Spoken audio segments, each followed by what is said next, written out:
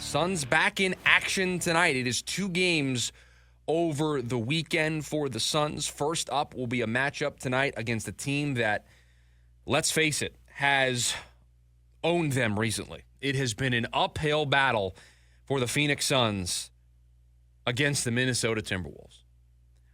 Swept by the Timberwolves last year in the playoffs, so that's 4 in a row. And then this year have not beaten them a single time out in the 3 previous meetings. Lost to them early by 3 points in November. Played them a couple of times since then. An 8-point loss back in January, and then were run out of their own building at the beginning of March. I think we all remember that game. That game was on, I believe it was on ESPN. That was a nationally televised game. And that game went sideways for the Suns in a hurry. So they will close out the regular season series between these two teams tonight. And they will try to snap what is a 7-game losing streak against the Minnesota Timberwolves, including the postseason. The Suns will also tonight try to stop their 3-game road losing streak. So a lot of streaks on the line tonight for the Suns, and not the good kind. 7 in a row against the Timberwolves they've lost. They've lost 3 in a row on the road this season. They're 21-25 against Western Conference opponents. So all of that adds up to kind of an uphill battle for this team tonight. But what team shows up? Is it the team that played well against Cleveland? Is it the team that played well against Milwaukee? And I point out those 2 games because that is against higher competition, better competition. Yeah, they beat Chicago. Yeah, they beat Toronto.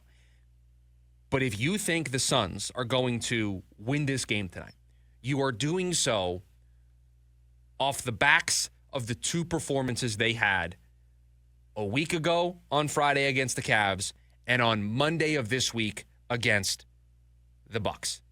That's what you are basing your guess of the Suns winning tonight. If you think they are going to win this basketball game tonight, it has to be because you think the team that played against Cleveland and Milwaukee shows up tonight in Minnesota. Because very easily the team that we saw against Boston could show up tonight. The team that we have seen all year long could show up tonight against Minnesota.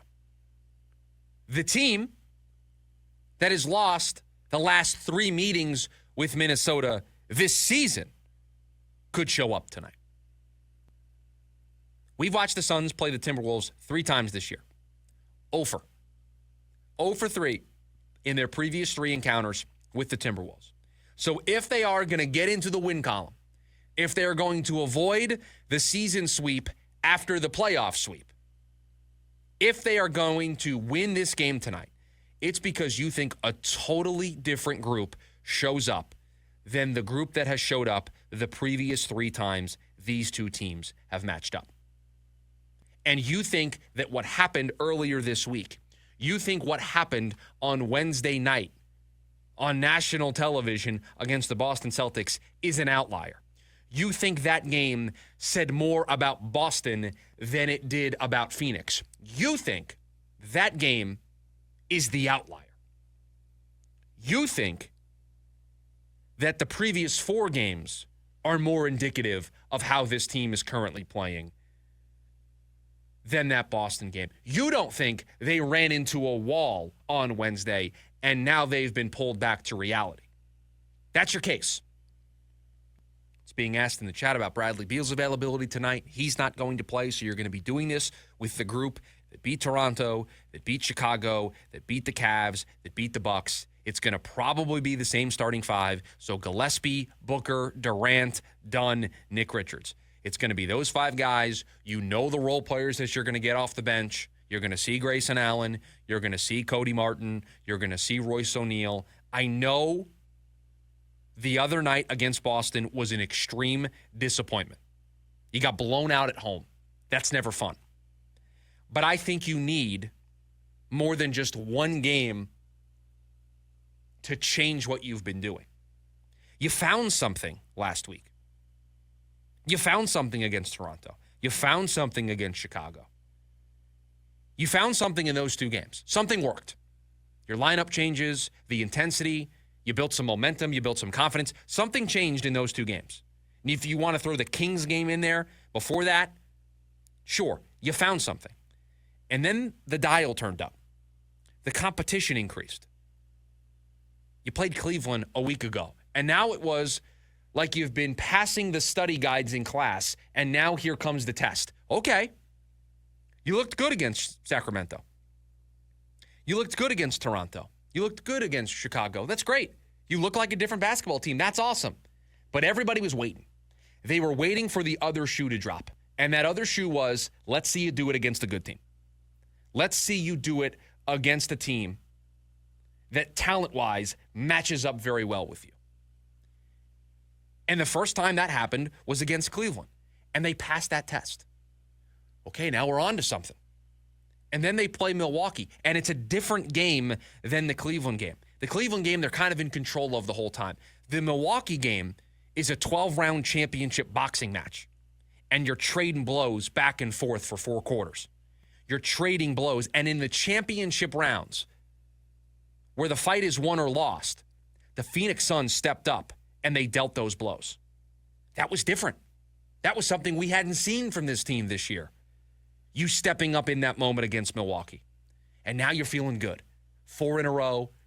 Now you've got some examples in your back pocket of this working against good basketball teams. You're probably walking a little taller if you're the Phoenix Suns after doing that. And then you get brought right back to reality by Boston. So how do you respond? Do you respond with a similar defensive effort? Or do you respond by getting back to what worked against Milwaukee? Again, I think you'll know very early on if this team is engaged, if this team is focused, if this team let what happened earlier this week just roll off their back, or if getting blown out at home by 30 and looking that bad defensively affected them. Because that's one of those games that you could very easily just bury the tape and move on, and it's not a problem, or it's something that lingers. And I don't know. If I had to bet, you'd kind of assume that that type of performance lingers with them going into tonight.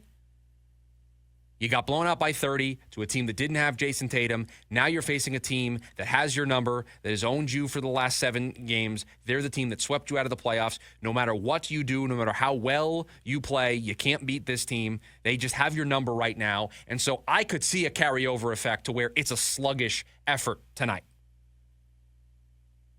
I can see a world where you carry over some of that poor defensive rotation that we had on Wednesday night against Boston. I could see you carrying that in against a team that you know has your number. But I could also see a team that forgets about it and remembers what they did against Milwaukee and what they did against Cleveland and Chicago and Toronto, that 4-game winning streak that they have. John over on the YouTube chat says, to continue our boxing analogy, the Bucks was like a welterweight fight. The Celtics were heavyweights. Again, I think Wednesday says more about the Celtics than it does about the Phoenix Suns. I think that shows how good Boston is, how deep Boston is, how well they can play even without Jason Tatum. I think that is more about Boston than it is about Phoenix. You're not in that weight class. You're not supposed to be on that level. You thought that with Tatum being out, maybe you have a chance. It's like a fighter coming into a fight with an injury, kind of banged up, hurt his knee in training a little bit. It's not operating at 100%. You've got a puncher's chance. You have an opportunity to maybe win this fight, but you're still not the favorite. I think that game says more about Boston than it does about Phoenix. If I am correct in that assertion, then tonight looks like the 4-game winning streak. Tonight looks like specifically Monday's game against Milwaukee, where you're able to trade blows and you're able to stay in a game late. Sometimes the breaks aren't going to go your way. Sometimes you're going to lose those games. But you're going to be able to be in that fight. If I am correct in thinking that getting blown out at home by 30 by Boston is more about them than it is about you, then this team gets right back on track with the way that they were playing previously. If I'm wrong, and Wednesday was more about Phoenix, or it's more about Phoenix than I thought it was, then that performance will carry over and it will linger into tonight's game. It's that simple.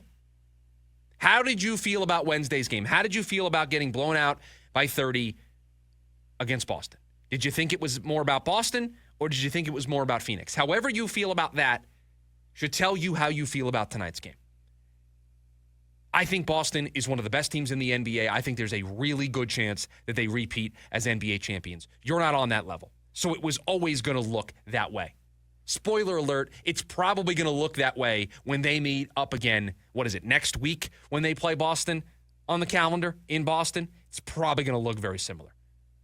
They might have Tatum back by then. I think Wednesday is something you just throw away. I know it looked like the way the rest of the season looked like. I get it. I'm throwing it away. And we get to Monday's show. We come out of the weekend, and they have another bad performance, and it lingers into the Houston game, and they don't pick up a win at all this weekend. Okay. I'll step in front of this microphone, and I'll say that I was wrong. I misjudged Wednesday's game against Boston. I misjudged the meaning of that game, the interpretation of the result. I think they find one win this weekend. I do. First, it's Minnesota, and then it'll be Houston on Sunday.